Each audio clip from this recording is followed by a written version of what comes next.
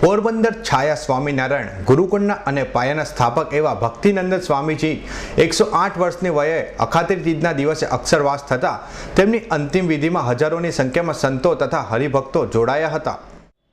પોરબંદરના છાયા ગામે સ્વામિનારાયણ ગુરુકુળની જેમને સ્થાપના કરી અને સ્વામિનારાયણ સંપ્રદાયનું જેને ઘરેણું કહી શકાય તેવા અને સાંપ્રદાયની ગાદીની 7 પેઢી જેમને જોઈ છે તેવા શાસ્ત્રી સ્વામી શ્રી ભક્તિનાનંદદાસજી 108 વર્ષની ઉંમરના હોવા છતાં હાલતા ચાલતા અને સંપ્રદાયના દરેક ઉત્સવોમાં હાજરી આપતા હતા અને પોરબંદરની અંદર બાલ મંદિરથી લઈ અને પીટીસી કોલેજ તથા ડિગ્રી એન્જિનિયરિંગ કોલેજ સુધી પહોંચાડનાર આ ભક્તિનંદન સ્વામી પરંતુ આવડી મોટી સંખ્યામાં સંસ્થાઓ ચલાવવા છતાં તેમજ આવડી ઉંમર સુધી જેમણે સત્સંગ કરાવેલ છે તેવા સંતે ક્યારે કોઈ મંદિરમાં કોઠારી તરીકે કે અન્ય કોઈ ટ્રસ્ટી તરીકે તેમજ પોરબંદરના ગુરુકુળમાં પણ તેઓએ કોઈ ટ્રસ્ટી તરીકેનો ક્યારે હોદ્દો ધારણ કર્યો ન હતો।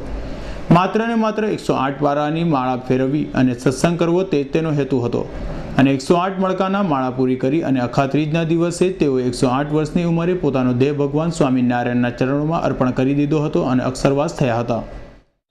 108 વર્ષના અમારા દાદા ગુરુ પૂજ્ય ભક્તિનંદન સ્વામી ગઈકાલે પવિત્ર અખાત્રીજના દિવસે ભગવાનના ધામમાં પધાર્યા છે।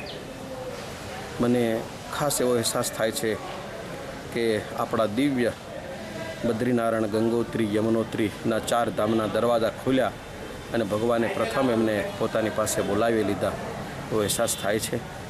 સ્વામિનારાયણ સંપ્રદાયના બંને દેશની ગાદીની અંદર મારા દાદા ગુરુ 108 વર્ષની ઉંમરના વયોવૃદ્ધ હતા।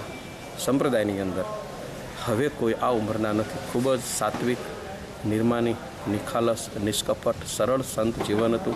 સંપૂર્ણપણે પ્રભુ પરાયણ અને ભગવાન સ્વામિનારાયણ સત્સંગને સમર્પિત અમારા દાદા ગુરુના જવાથી ન કેવળ સ્વામિનારાયણ ગુરુકુળ છાયા પરિવાર કે અમારા સંતોના મંડળને પણ પૂરા સ્વામિનારાયણ સંપ્રદાયને મોટી ખોટ પડી છે।